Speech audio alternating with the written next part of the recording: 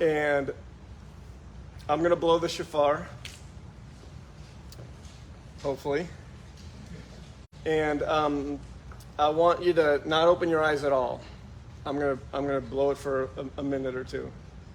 And I just want you to, with your eyes closed, I want you to just hear the sound, and I want you to just be aware of what it makes you think about. Be aware of what comes into your mind as you're listening. Okay?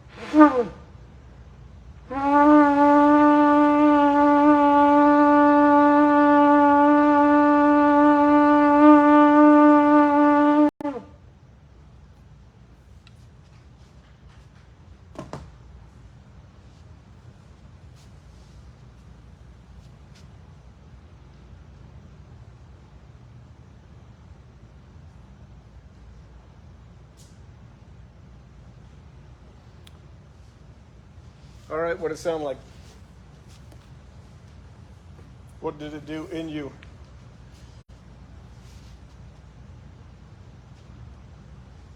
Anyone have anything to share? What the whole tornado warning mean? Tornado sirens?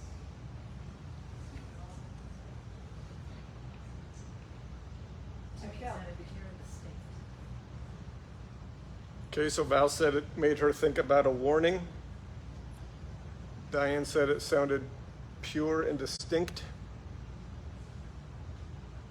I felt hope. Okay. That I will hear this, and I will recognize it. A hope. I felt like he was calling his saints all together to get ready. I think I associate it with like the beginning of something. Yeah. Something's about to happen. It marks like you would hear a trumpet sound to start something.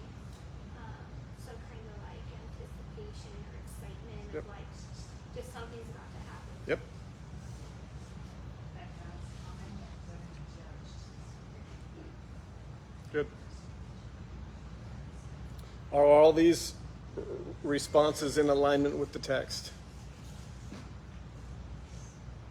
Absolutely. Every one of them were. Any not mentioned? Or any others that we need to mention? I don't know how to explain it, but before you did that, I read Revelation with hell up there. So I read that before you. Okay. And so,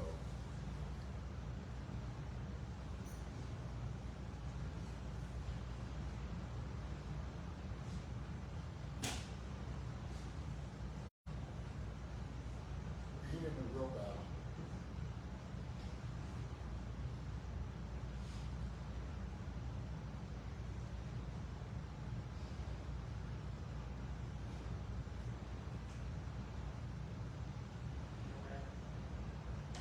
and knowing what had happened, or things that had happened, and knowing that when Yeshua comes, that battle is a whole different outcome from his new goal. Yeah. Amen.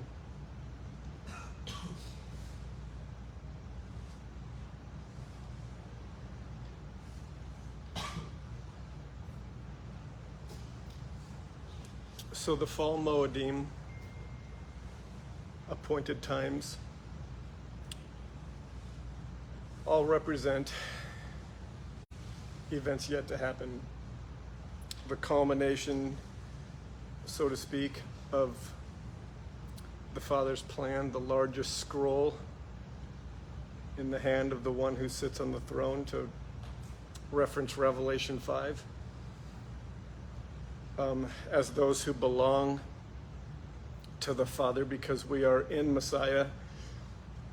We are given wisdom in understanding regarding to where this whole thing is headed. And this wisdom is way beyond theological knowledge.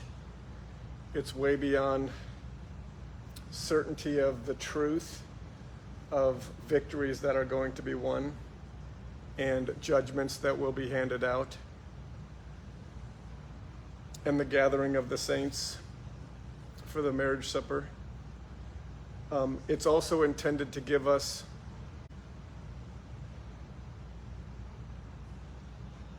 opportunities between now and then. And just as the spring Moedim remind us of events that have already happened, and yet give us opportunities to still take hold of them, so the fall Moedim give us anticipation and expectation for things yet to happen, and yet also give us opportunities to take hold of them. It's a beautiful gift. And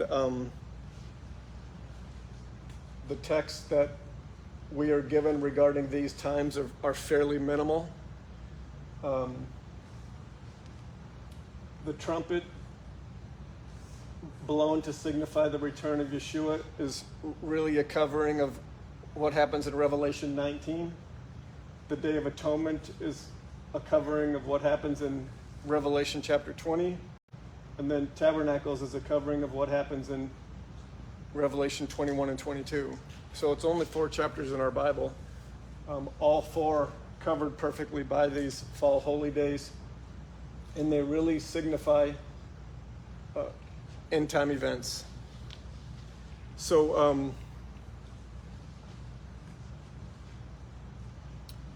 how do we know that we are in the end times?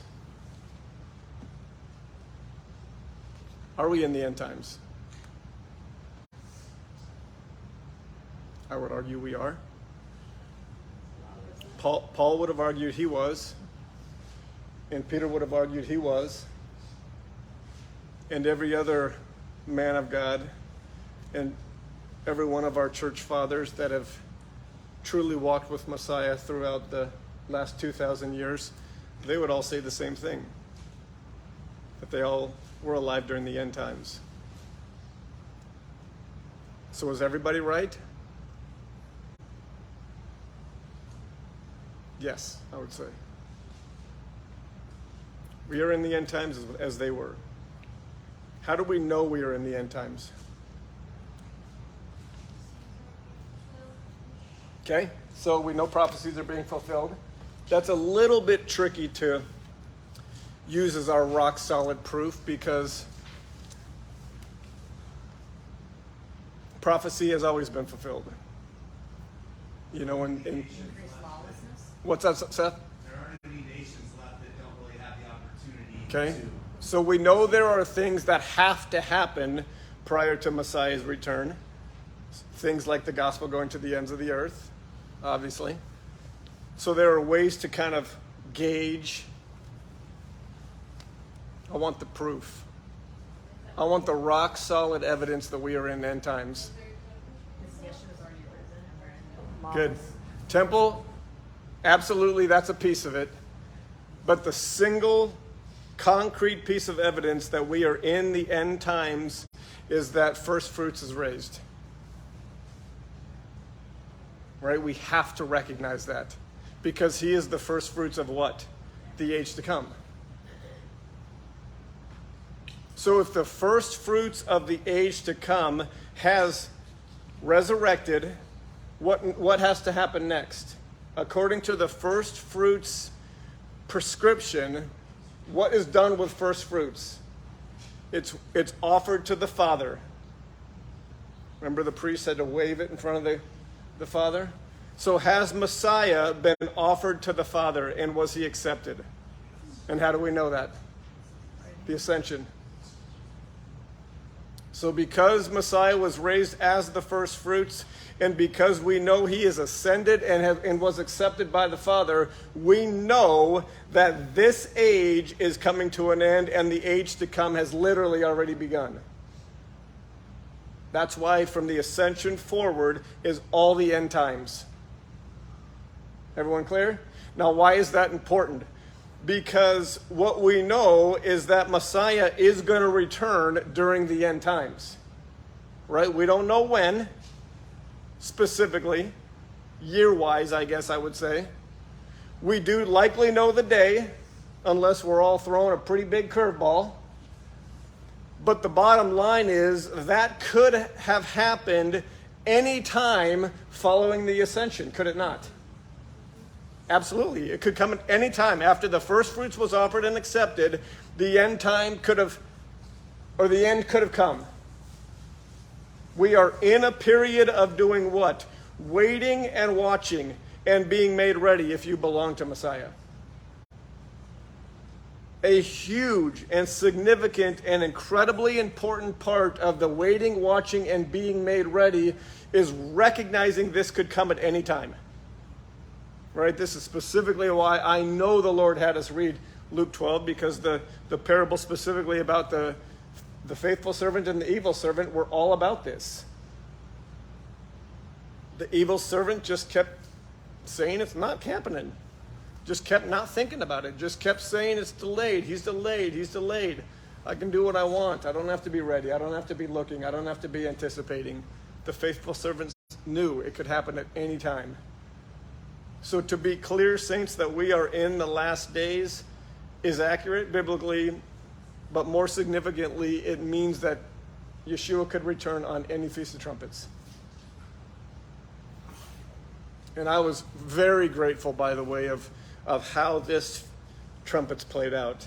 You know, we'd been kind of stuck in a pattern over the last handful of years of allowing someone else to give us the date. Meaning we'd find a calendar that we trusted, or we find a source that we trusted, and that person said trumpets is going to fall on this day, and we're okay with that. And I can easily say, at least for my family, what that completely eliminated was what we experienced this year, which was a more profound, a more intense, and a much more intentional, really seeking and looking and anticipating. We were out every morning. We were out every night. It was constantly on our mind. It was constantly in our dialogue. We were owning it for ourselves. We were looking for ourselves. We were not relying on any other source. And man, what a profound difference. And brought so much clarity to the very purpose of trumpets, period. It's not just about recognizing the sound, saints. It's about recognition that he could come back at any moment, and we are called to be waiting and watching. So it was a beautiful season of trumpets. I hope it was for everybody. As I said, sometimes between trumpets and the Day of Atonement, we have 2 Sabbaths. This year we have 1. So I'm going to ask y'all to settle in with me and study with me 3 specific topics that I feel like are really, really important as we head into Atonement. This will be the last time we are together before we meet on the Day of Atonement, but much of the day will have already been by the time we meet. So my goal and my hope is to give you a whole bunch of truth regarding atonement and the Day of Judgment and what's coming, so that from the minute the Day of Atonement starts, we are all honoring it as it needs to be and recognizing the prescription for it as it's given and for the purpose it's given. Does that make sense? So regarding the fall holy days, covering these 3 events, we're going to focus now on the Day of Atonement, which more or less is covered by chapter 20 in the book of Revelation. And I want to answer 3 specific questions. Is judgment for those who are in Messiah? How can judgment be fair? And how can we remain ready for that day, for his return and for that day in particular?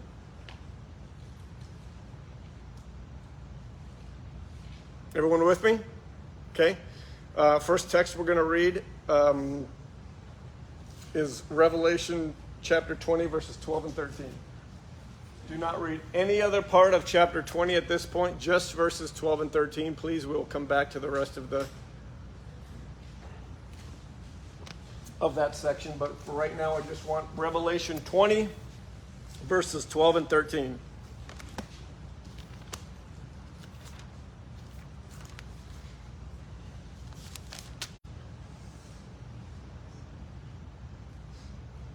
I got it.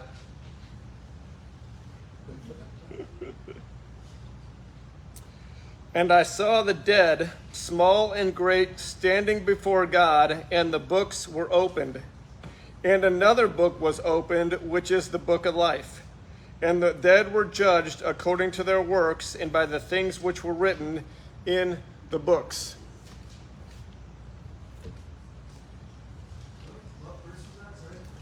Revelation chapter 20, verses 12 and 13. Oh, you just said 12. You just said 12. Oh. Already 13 too? 12 and 13, yeah, I'm sorry. But you only read 12. So you were in Yeah. 20? I did? Yes. Then it is only 12. What chapter are you in? Revelation 20. I better get my verses right here. You're sliding. Yeah, I don't need 13. I only want 12. Okay, Revelation 20, chapter 20, just verse 12. And I saw the dead, small and great, standing before God, and the books were opened. And the other book was opened, which is the book of life. And the dead were judged according to their works by the things which were written in the books. Now we're all on the same page? Okay. So, here is a truth that I hope dearly is being more and more recognized as truth in this congregation as we continue down this road together. The truth that the enemy has won a great victory in deceiving the church and Christians in particular into believing that we are not judged. And before I proceed, let me just say this. This entire teaching is only for those who are authentically born again. Okay, this is not for those who are not born again, because I am not sharing the gospel in any way. I am speaking specifically to those who are authentically born again, and I'm assuming my entire audience is that alone. Okay? So to those who are authentically born again, the enemy has won a great victory in deceiving many who are, calling themselves Christians into believing that we are not judged. And the I would literally put it into category of incantation, because witchcraft bewitches the saints of God.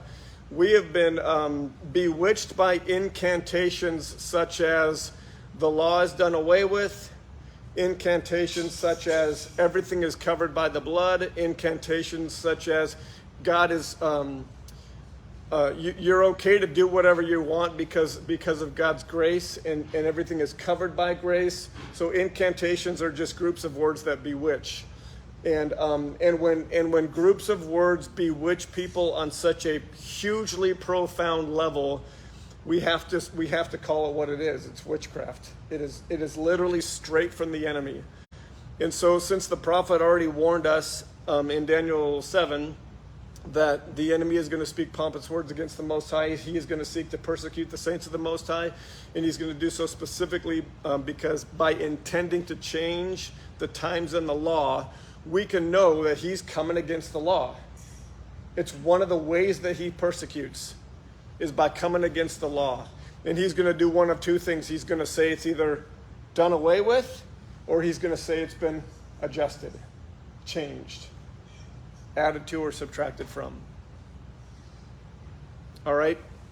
So, the deception sounds something like, at least as it relates to its practical application, if you are authentically born again, it means that you have been marked by the blood of the true and blemished Lamb. It means that Jesus' perfect life is imputed upon you. His righteousness is imputed upon you.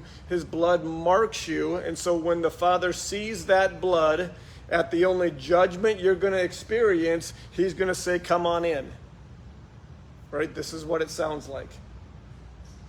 And the problem is, and this is the case with all of Satan's most effective deceptions, is most of that is actually 100% theologically accurate. It is only the blood that saves us. It is only the being marked by the blood that gives us, that causes us to be accepted into the age to come. That is 100% true. But the deception falls when we are led to believe that because that is the only judgment that we're going to experience, are you marked or are you not, how we live in this age literally does not matter. And all you got to do to tell the flesh all it wants to hear is you can live however you want and still be in the age to come when you die. That is music to the flesh's ears. Right? And ultimately, that deception is founded upon a misbelief that there is only one book opened in front of the white throne of judgment. What did we just read? Two. Two books are opened. In fact, the other books are the ones that are mentioned first. And that book is plural. The text says the books will be opened and the book of life will be opened. Okay? So we need to crush the deception once and for all, especially every time we approach the fall holy days, every time we are making our way into the Day of Atonement. We have to crush the deception that how we live is not going to be judged. Everyone hearing me? It's got to be crushed. It is Satan's most, his evilest deception he's ever worked into the church. So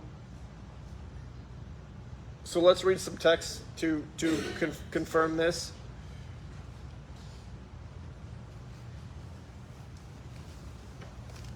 It's only the sword of the Spirit that is the divine strength to pull down strongholds. If you have the stronghold belief that all you have to have done is said the sinner's prayer and be baptized, and you're good, and you're in, and how you live is going to have no bearing on your experience in the age to come, that stronghold needs to be taken down by the word, because that is not truth. Okay, so some verses we're going to read.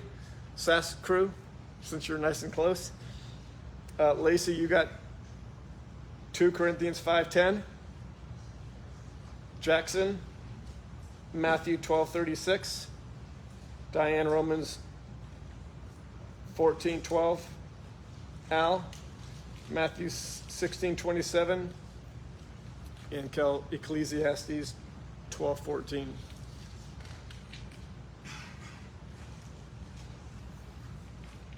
As is often the case with highly important biblical themes that run from cover to cover, this is only a sample of the verses we could read.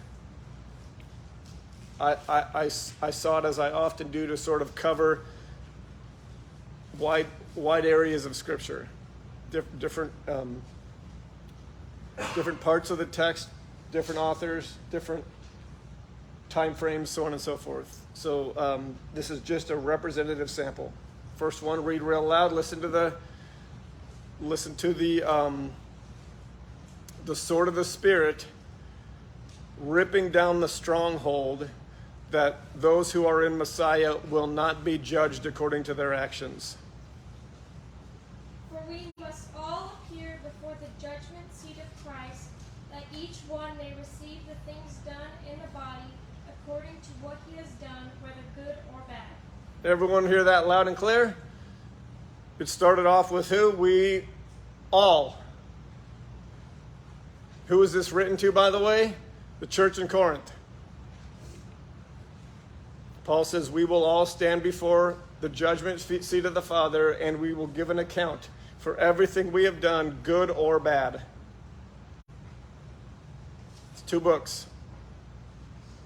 Jackson? Yes, Matthew 12:36. But I tell you that men will have to give account on the day of judgment for every careless word they have spoken. Every word. That's Yeshua speaking. Every word spoken. An account will be given for it. Because there are 2 books. Wife? Romans 14:12. Yep. So then, each of us shall give account of himself to God. Paul speaking to the church in Rome. Allie, Matthew 16:27. For the Son of Man will come in the glory. For the Son of Man will come in the glory of his Father with his angels, and then he will reward each according to his works. Last one, Ecclesiastes 12:14. For God will bring every work into judgment, including every secret thing, whether good or evil. Okay, so those are just 5 texts. I'm trusting you to recognize that we covered large areas of Scripture, different authors, different time frames. I could have easily used a number of Psalms. I could have easily used a number of Proverbs. I could have easily used a number of texts from the Torah. These were just very, very pointed, specific, using the language that we all understand. And the point is what? Is judgment for those who are in Messiah. Yes.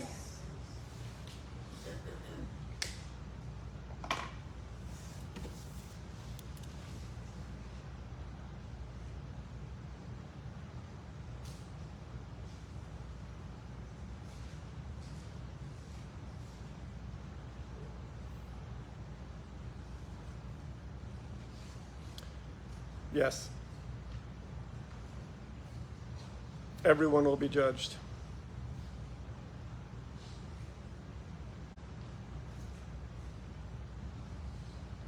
Our names written in the book of life at the time of judgment will give us passage into the age to come. What is written in the other book is what will affect what the age to come looks like for each of us.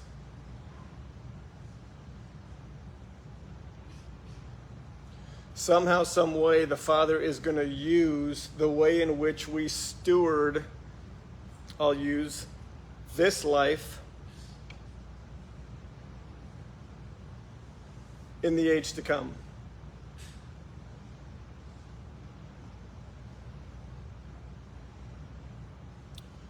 And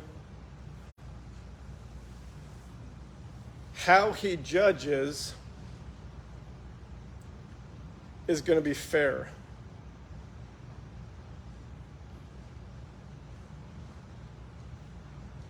So my next question is, how can God judge fairly?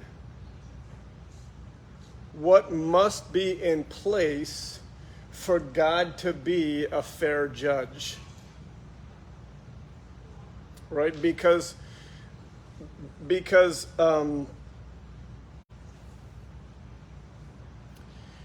giving an account for everything that we say and everything that we do, holding the way in which we walk in this age against something in order to judge it, we got to know what it's going to be held against. Right? If Madison says I'm a good person, and Steve says I'm a good person, who's right? Who gets to define what good is? Right? You see the problem? Judgment is based on standard. When you get in trouble in Arizona, and if you go and stand in front of the judge would hopefully have been chosen because of his commitment to judge based on a standard and not how happy he is that day or how angry he is that day. Hopefully, he was chosen to be judge because he has three things, hallelujah, that Jethro told Moses judges should have. Men who fear God, love truth, and hate covetousness.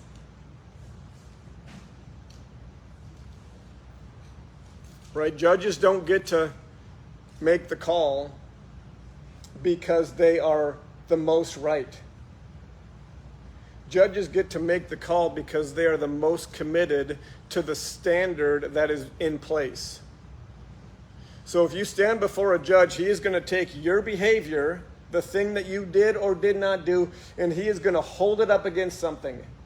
And it's not going to be how he feels. What's he going to hold it against? A law.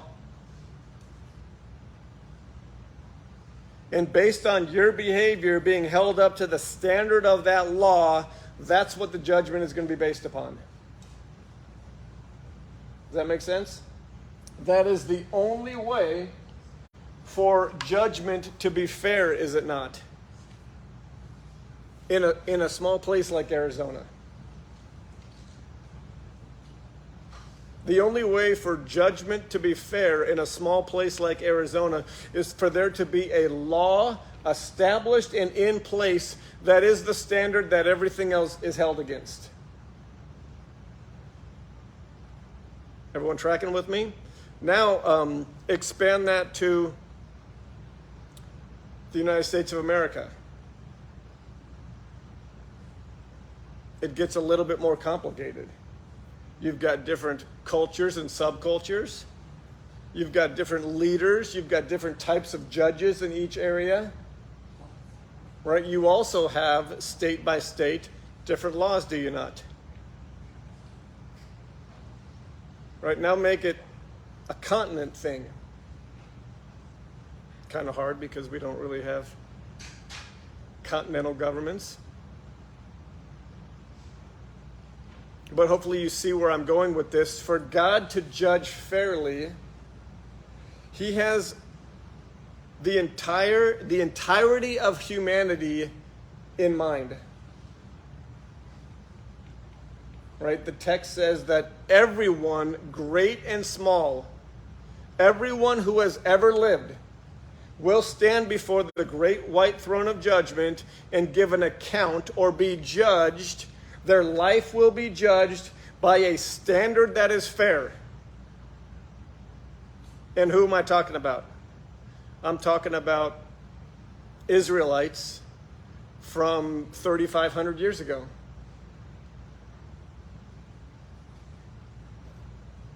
And I'm talking about Ugandans from 600 years ago. And I'm talking about Chinese people today.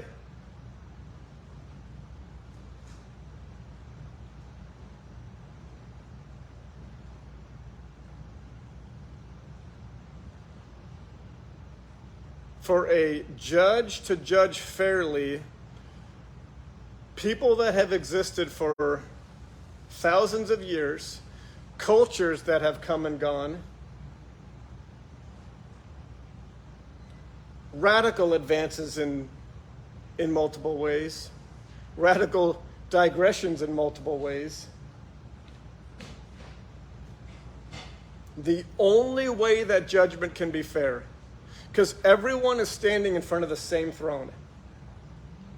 If the text is correct, everyone will stand in front of the same throne, everyone that's ever been, and will be judged fairly. The only possible way for that to happen is for there to be what? One law.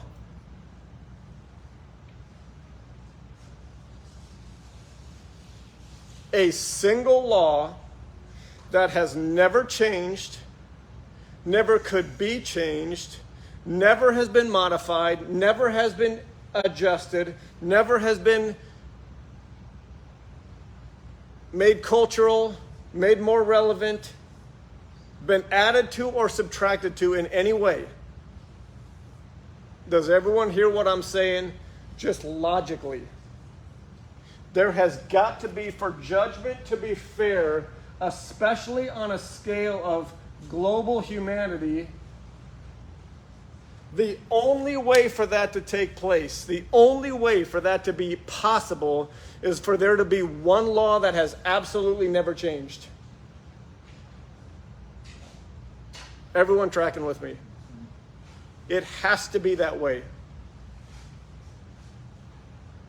If the text is true, it says everyone who has ever been will stand before the same throne and be judged fairly. The only way that that is possible if there is one standard.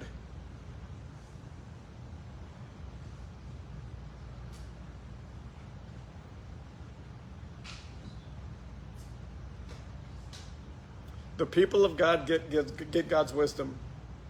The people of God get God's understanding. The people of God get God's instructions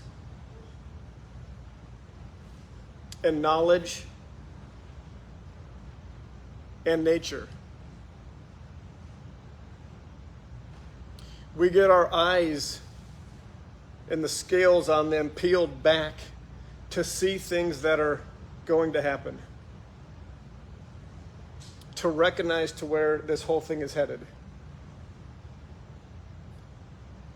And today it's about understanding that everyone in this room, and everyone that comes from everyone in this room, and everyone that you came from, and every other person that's ever been, will all stand before God and be judged. And it will be a fair judgment based upon a single law that's never been changed, that's never been adjusted, that's never been modified, that's never been added to or taken away from in any way.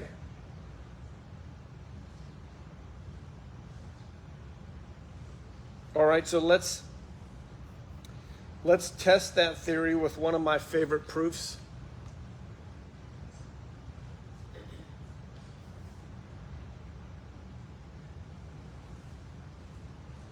A proof that the law has never changed.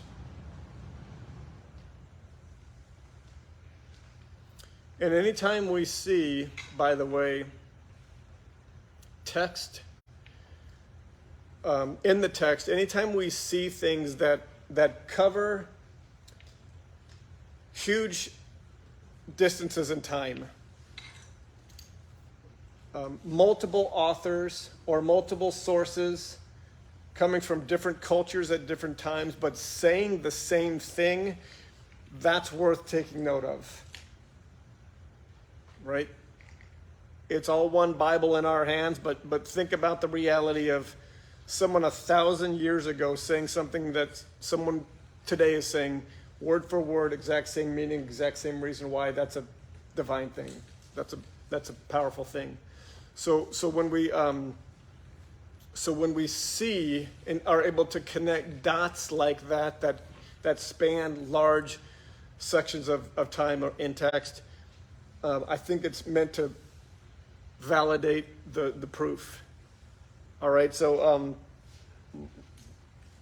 let's start in Deuteronomy chapter 19.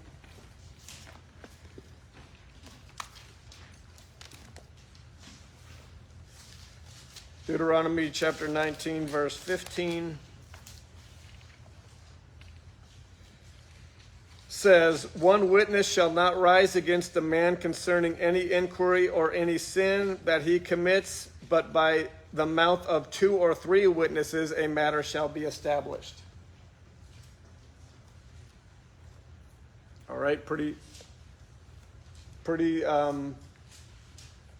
divine logic, right? What's the law?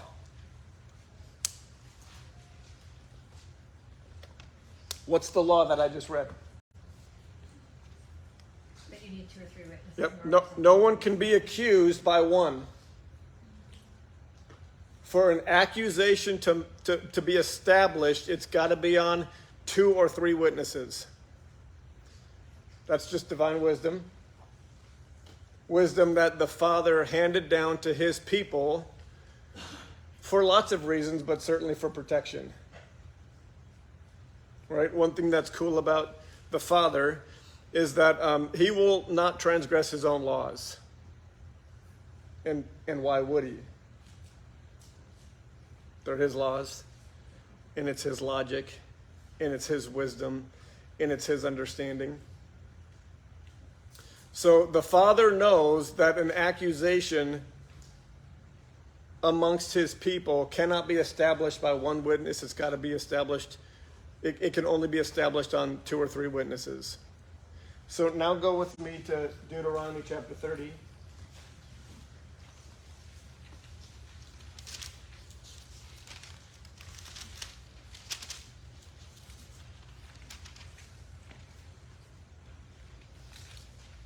And what's the context of Deuteronomy chapter 30?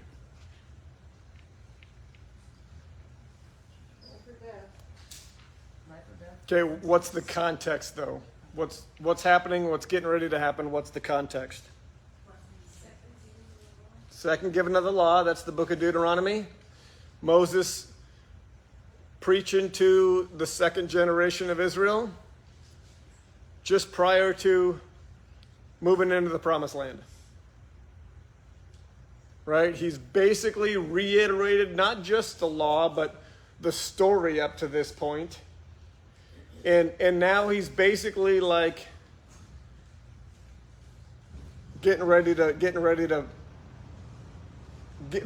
to take the field, and he's not leaving the locker room. So this is like his parting shot. This is like his last words to the people. Right? So if you ever want to just read, by the ways, verses 28 and 29, they're absolutely, 27, 28, and 29, absolutely incredible chapters. But the culmination of it is chapter 30. And he's essentially said, God's given us his law. And there are going to be all of these blessings if your choice is to walk in that law, to uphold that law, to trust God's wisdom, to trust God's knowledge, to trust God's understanding, and to follow his instructions. Or there's going to be all of these consequences if you choose to not do that. Right? And he lists a whole bunch of them out. And then he essentially says, now that we have the law, now that you know here are all the blessings that will come with keeping it, and here are all the curses that will come with breaking it, now I'm gonna leave you with this. And we get Deuteronomy chapter 30.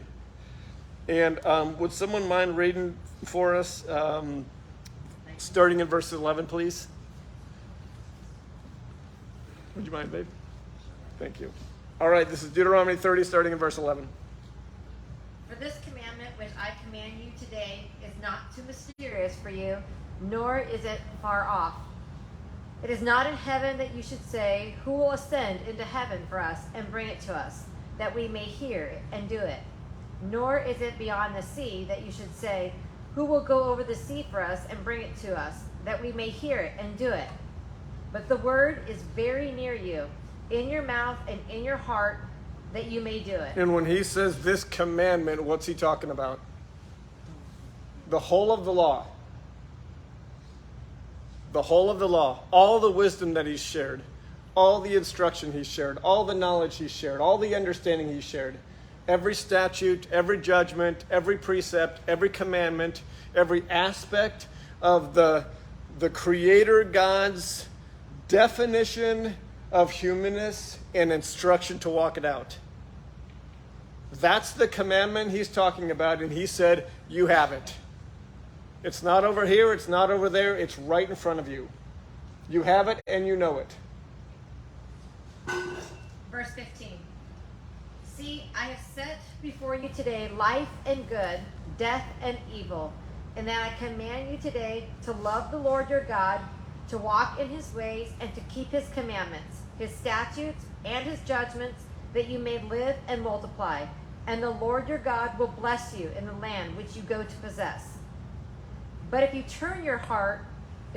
your heart turns away, so that you do not hear, and are drawn away, and worship other gods, and serve them, I announce to you today that you shall surely perish, and you shall not prolong your days in the land which you cross over the Jordan to go in and possess. Okay, so what did he just communicate there? A simple truth that obedience is going to be blessed and disobedience is going to be cursed. On the heels of, you have the whole commandment, it's all in front of you, it's all within reach, it's in your heart and it's on your lips. You know my ways. Now, if you walk in them, you will be blessed. If you choose to ignore them, you will be cursed. Okay, not specifically an accusation, I would say, but certainly a promise. Right? Okay? Verse 19. I call heaven and earth as witnesses today against you, that I have set before you life and death, blessing and cursing. Therefore, choose life, that both you and your descendants may live, that you may love the Lord your God, that you may obey his voice, and that you may cling to him. For he is your life and the length of your days, and that you may dwell in the land which the Lord swore to your fathers, to Abraham, Isaac, and Jacob, to give them. Okay, so this is one of the, probably I say one of the most kind of overarching or all-encompassing time in which the Father specifically says, I call heaven and earth as witnesses, but it's not the only time. There are multiple times in the Torah when he basically gives a warning and says, and I call heaven and earth as witnesses. Why would he do that? Because he does not transgress his own law. Right? His law is in place for a reason, and his law, it's already been established that an accusation can only be established on 2 or 3 witnesses. Right? An accusation with only one witness is meaningless. That's how they would have walked that out in their day. According to Torah, an accusation by one person is no accusation. So God is making sure that something is established right now. Right?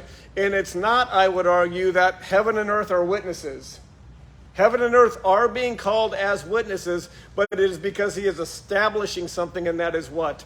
His law is the standard. His law is the expectation. Everyone following me? So we take this weird statement, not made just by Moses at this point, but this is one that kind of covers the parting shot, so I think it's an awesome one. But there's multiple times, especially as it relates to idolatry, he's always saying, I'm calling heaven and earth as witnesses against you. I'm calling heaven and earth as witnesses. I'm calling heaven and earth as witnesses. Over and over and over. And it's always, if you do this, consequences are coming. If you do this, punishment's coming. If you do this, it's going to cost you. If you do this, you're going to be blessed. If you do this, you're going to live. If you do this, you'll be the head and not the tail. If you do this, you'll be above and not beneath. Constantly, walking my ways. But if you don't, something is established. A reaping and a sowing principle is being established. And it's not just being established because I'm God and I say so, which he easily could. He's calling witnesses because he's not going to transgress his own ways. Those witnesses are who? Who are the witnesses? Heaven and earth. I know that seems weird, but it'll make more sense here shortly. Now go to Matthew chapter 5 with me.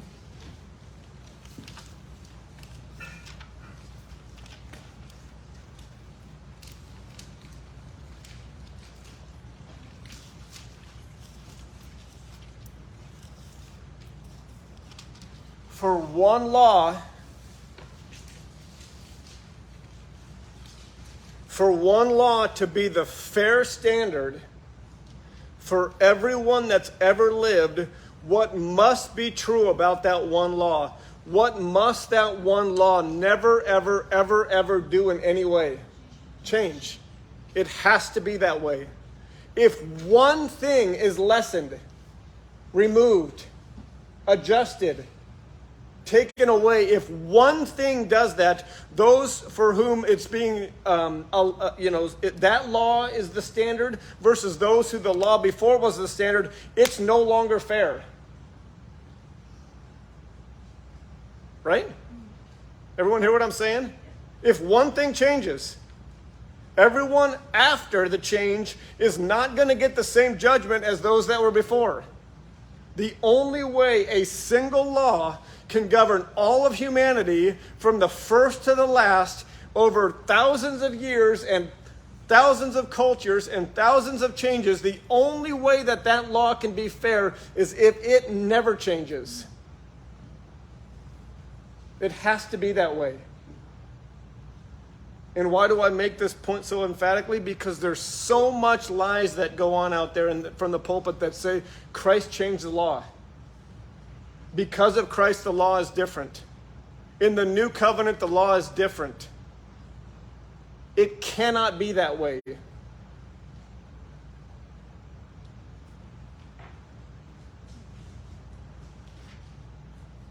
Can't. Do you think Messiah knows that? Do you think Messiah knows that the law cannot be changed? Do you think Messiah knows that if any part of the law is adjusted in any way, that it can no longer be used as a standard by which all of humanity is judged? He knows that. Do you think it's his desire to come and change God's law? It's his law. Right?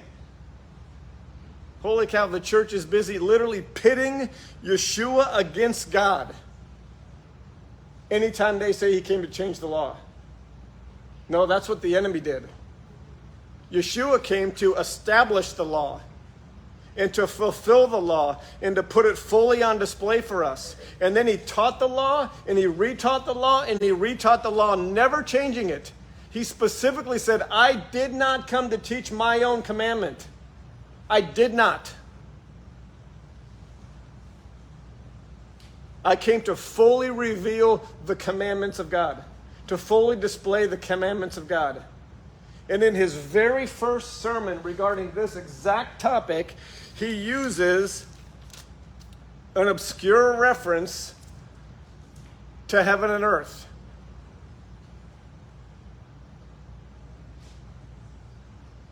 You guys have read this before, right? Verses 17 through 19.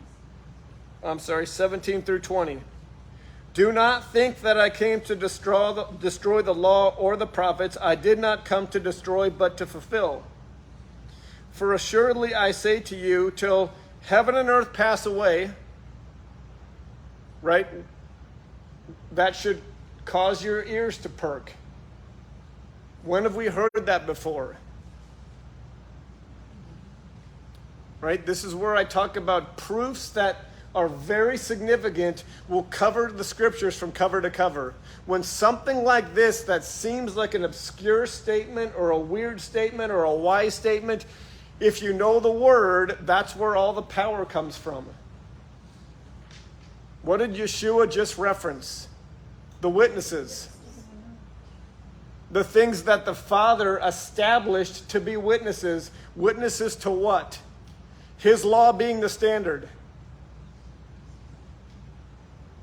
And Yeshua says, until heaven and earth pass away, not one jot or one tittle will by no means from the law pass from the law until all is fulfilled. Now everyone recognize there a jot and a tittle is emphasis. He's going beyond saying the Torah is in place. He is going beyond saying every commandment in the Torah is in place. He is going beyond saying every commandment in the Torah and every word of every commandment in the Torah is in place. He's been going beyond saying every commandment in the Torah Every word in the Torah and every letter in the Torah is all in place. He's saying every part of every letter, of every command in the Torah is all in place. Until when? Heaven and earth pass. He cannot be more clear. He cannot be more clear. And if there's any doubt that he is saying the commandments are in place until the end for his disciples, the next sentence is, therefore whoever breaks one of the least of these commandments and teaches men to do so, whoever changes the law and teaches men the law is changed, whoever reduces the law and teaches that the law is reduced, whoever adjusts the law and teaches that the law is adjusts, whoever adds to the law and teaches that the law is added to, this is what he's saying, least in the kingdom. Because 2 books are going to be opened. You might be in, but 2 books are going to be opened.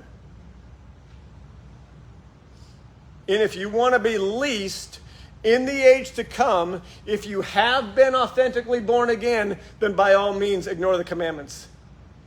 And when you stand before the Father, or Yeshua, the great white throne of judgment, and the book of your life is open and there is no alignment with the commandments, you're going to be real sorry.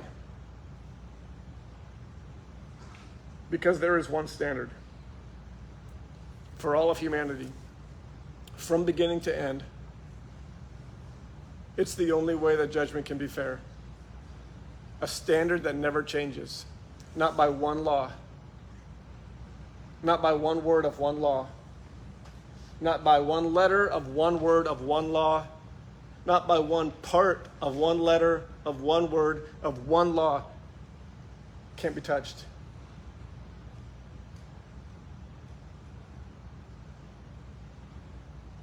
Everyone following me. Why did he say until heaven and earth pass away? Because those are the witnesses that's established it. What's so profound about those 2 witnesses? They are there until when?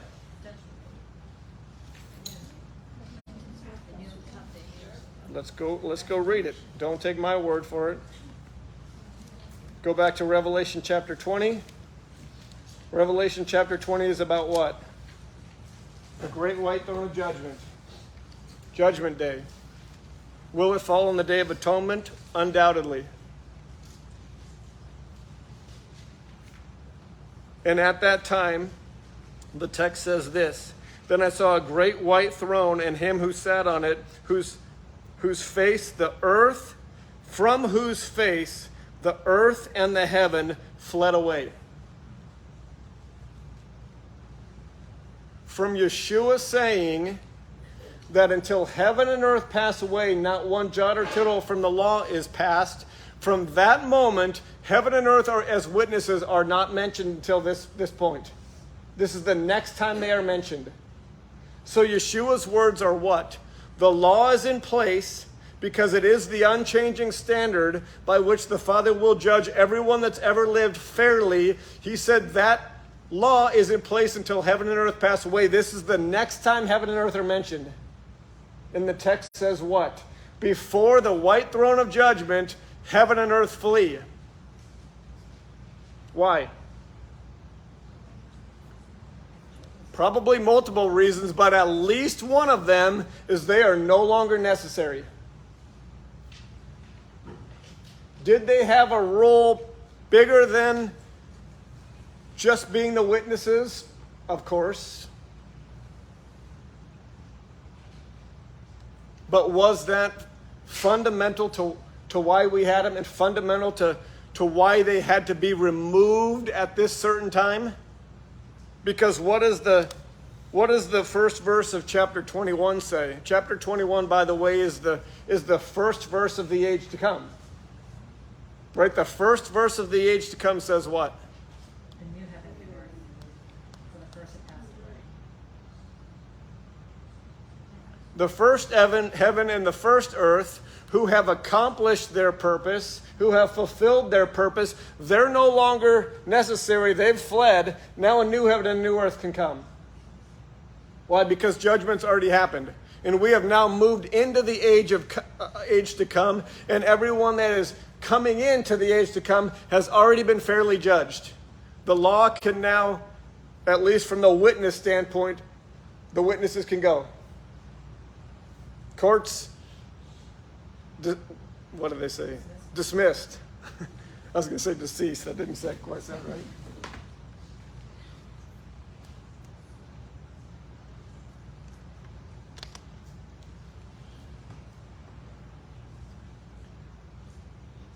Everyone tracking with me? Why is this important?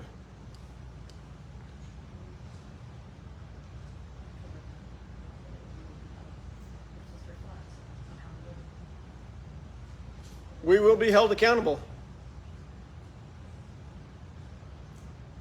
for every word spoken, for every intent, for every action. Thank you, buddy. Everything we do in light and in hidden and in exposed, one text says. Every action, whether good or evil. Every word, whether purposeful or careless. We will give an account for all of it. And how powerful is it, saints? Listen to me and don't miss this. How powerful is it, saints, that we are being taught exactly what the standard is we're going to be held to. And now you know why it's so critical that I preface this message with, I'm only speaking to believers. I'm only speaking to those who are authentically born again.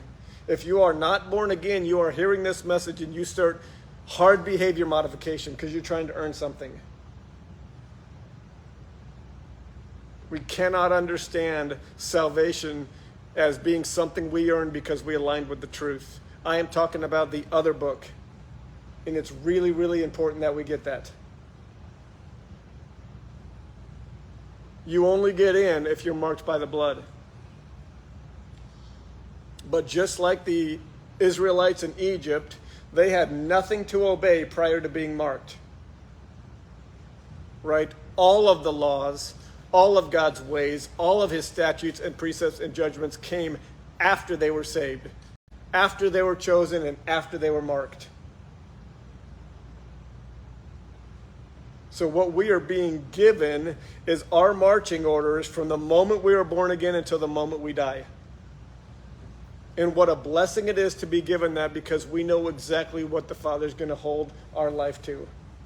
It's not going to be general morality. It's not going to be a little bit better than the person down the street. It's not going to be anything other than his divine commandments that are unchanged from the very beginning.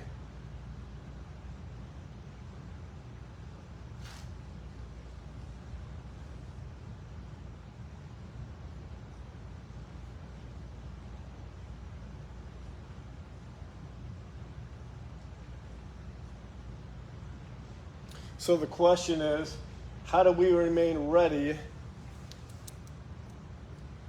as we anticipate both the return of Yeshua and the time we will stand in front of the white throne of judgment? Let's read one more parable and I'm almost done. Matthew chapter 25.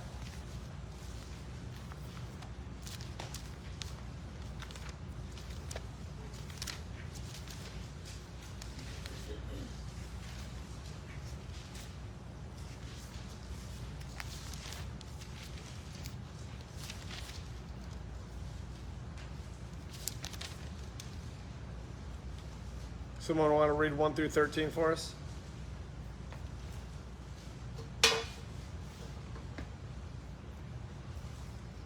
Then the kingdom of heaven shall be likened to 10 virgins who took their lamps and went out to meet the bridegroom.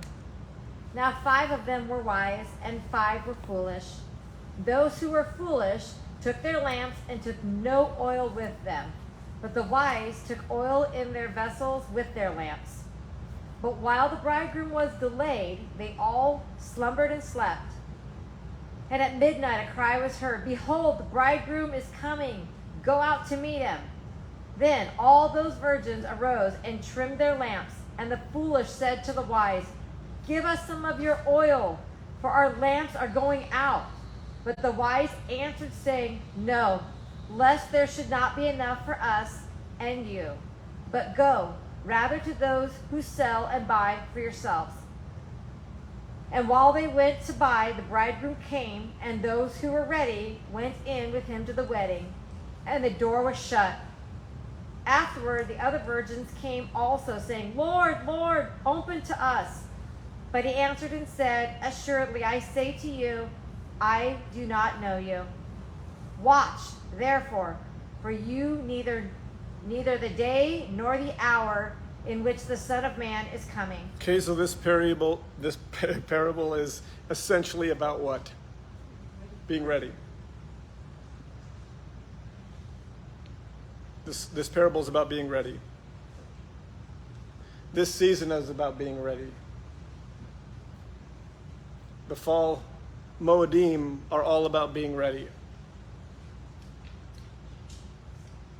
And I think what the Father wants to bless us with today, saints, is he wants to bless us with very, very practical understanding of what being ready is. It is much more than just believing it's going to happen. Listen to me. It's way more than that. It's way more than trusting it's going to happen. It's way more than hoping it's soon. Right? It's an interesting metaphor for the preparation, isn't it? You ever wondered why? Because the metaphor of the 5 that were actually ready and the 5 that weren't could have kind of been anything. He used 2 things specifically. He used a lamp and he used oil. Right? So the question is, what do those 2 things represent? Because this is a parable about being ready. And this is a parable that shows very specifically the difference between those who were ready and those who weren't. Would you not like to know that difference? Because I would argue it's way more than just the 5 that were ready believed harder, wanted it more. Those 5 had clearly done and were doing something that the other 5 were not. They all believed, I would argue. There is to go with belief action, is there not? Right? So he uses a lamp and light, and go to Proverbs 6 with me real quick. And I'm not saying that this is specifically why Yeshua used this metaphor. Maybe it is absolutely specifically why he used this metaphor, but it is an interesting exact match, is it not? Proverbs 6, verse 23 says what?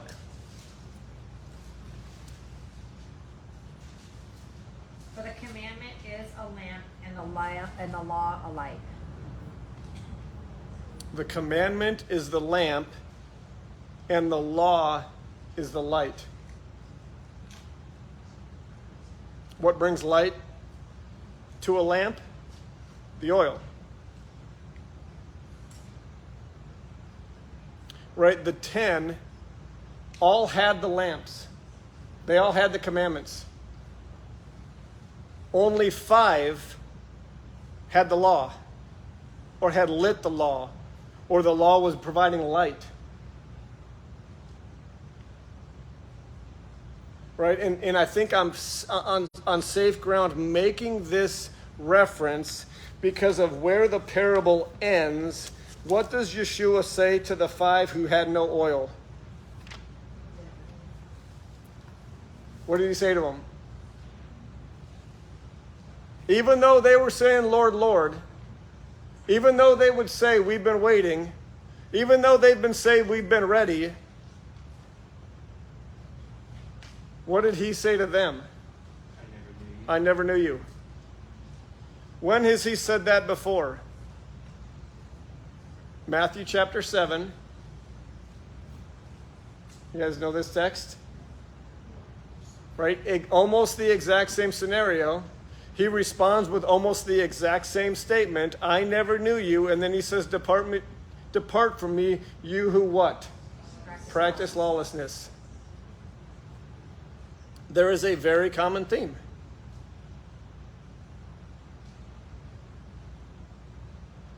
A theme maybe most perfectly and profoundly captured in 1 John chapter 2 when it says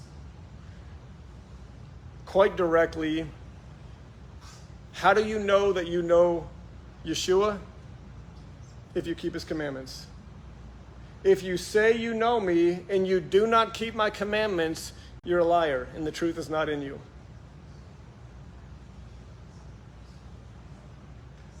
The 5 that weren't prepared, they had the commandment. They just didn't act on it. The truth was given. It's not in heaven, so you got to ask who's going to send and get it. It's not at the bottom of the ocean. It's not at the pastor's house. If they're born again, it's actually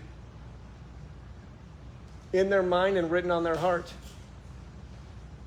But if you do not act on it, if it does not light your life, if your life is not aligned with it, I would argue, you are not remaining ready.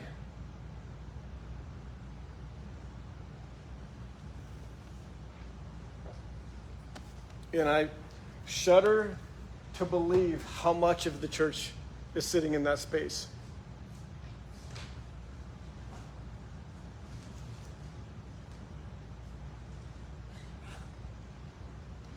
Yes, sir. I can't remember how long ago I did a study or anything like that, but I remember a study that said typically when oil is used symbolically, it symbolizes the spirit. Yep. But if you think about it, that's a perfect. 100%. You know, the spirit lights the lantern. Exactly right. Which is the Torah. Exactly right. So that the spirit fuels your desire to follow Torah, which right. ultimately is going to shine light. Is that biblical? Jeremiah 31, Ezekiel 36. I will put my laws in your mind and write it in my heart, and I will put my spirit in you to move you to keep my commandments. So how do we remain ready, bride? Obedience. Intimacy is a very, very close, I would say, directly connected. Know this word and act on it. Exactly right. Know his word, know his ways. Love his word, love his ways. Trust his word, trust his ways. Align your home, align your marriage, align your parenting, align your work, align your play. This is how we are being made ready. Does it make perfect sense that we would walk in the bridegroom's ways as a way of being prepared to be his bride? Right, so I'm going to blow the shofar one more time. And I'm going to echo what Darlene said. She said that sound reminded her that judgment's coming. And here's the reality. Some of y'all may have experienced this. We did tremendously this year. Because we were in search mode for 48 hours or whatever it was, looking for the moon, anticipating the first day of the month. It led to lots of conversations, like literally standing out in the desert, about what it's actually going to be like. Right, and that's a beautiful place to get to, and it's a progression to get to that. But you stop. You kind of move beyond just the neat sound and the wanting to get the day right and wanting to see the moon, and you kind of move beyond that, and the Lord starts to give you understanding regarding the bigger picture and really understanding regarding what the anticipation looks like. So we'd be standing out in the desert, and someone in our group would say, what if we just heard it? You know, what if we heard the trumpet right now? What if we heard the sound right now? What's it going to be like? And you know, is there a recognition that it's a call to battle 100%? Is it a recognition that it's a call to gather 100%? Is it a sound of hope, knowing what Yeshua is going to do when he returns? Right? Knowing that when he rides in, as is depicted in Revelation 19, it's going to be incredible. And we do win. But I'm going to be perfectly honest with you, and I had this thought when we were with Paul the last time we were with him. When I thought about, you know, I went into that time kind of curious about what he was going to want to talk about. I kind of had this anticipation in my mind about what, you know, the pastor is supposed to say, and how I was going to go and, you know, make him feel better, minister to him a little bit. And, you know, the reality is he didn't need me in any way. He just had a lot he wanted to share. And I don't think we've ever heard Paul speak so much for so long as he did on that day. And I just kept thinking, this is what is coming out of a man who knows he's very close to the end. And the thoughts that he must be having, recognizing you know, that he's not going to be around much longer. And I was just taking note of, what are we going to think about when we know it's over? When we know that our time in this age is done, what kind of things are we going to be thinking about? And it made me think about when that horn truly blows, the final trumpet truly blows, here's what I think I'm supposed to leave you with. I think we will absolutely be thinking about the great white throne of judgment. I think we will have a deep sense of either regret or expectation based on how we spent this time. And I think it's supposed to be that way. I think there is supposed to be a weight and a recognition of the reality of that moment that is absolutely going to happen. If we are alive when Yeshua returns, we will hear that sound, and I think one of the first things we'll think about is, I'm about to be judged. I'm about to give an account. So how powerful to be aware of that. You know, what a gift to be aware that's coming. What a gift to be prepared for that coming. What a gift to know exactly what the standard is and to what we're going to be held up against is going to be. That's so powerful, is it not? Not just to know it, but to get to do this, what we're doing right now, year after year after year after year. So the prescription for atonement is to reflect, to take an inventory, to look in the mirror. The scripture specifically says to afflict your soul. So that gives you an understanding of what that might be like if we truly go into a 24-hour set-apart time with the great white throne of judgment in mind, with the single law, single standard in mind, with the reality and the certainty that we will all stand before it in mind, that two books will be opened in mind. So the Sabbath starts Thursday next week at sundown. This week, yes. Thursday this week at sundown, and lasts through sundown on Friday. So we'll gather sometime on Friday. I'll send everyone a text. But this prescription is specific and specifically reminds us that it starts at sundown on Thursday. I believe it's intended to be start it right away. Start it at night. Because if you wait for our gathering, which is likely to be like Friday afternoon, how many hours go by? Does that make sense? His prescriptions are always perfect. And the extent to which we align with them, understand them, and give them what they ask, it's a huge opportunity. Any questions? Yes, ma'am. Yeah. I'll say this. I highly recommend it.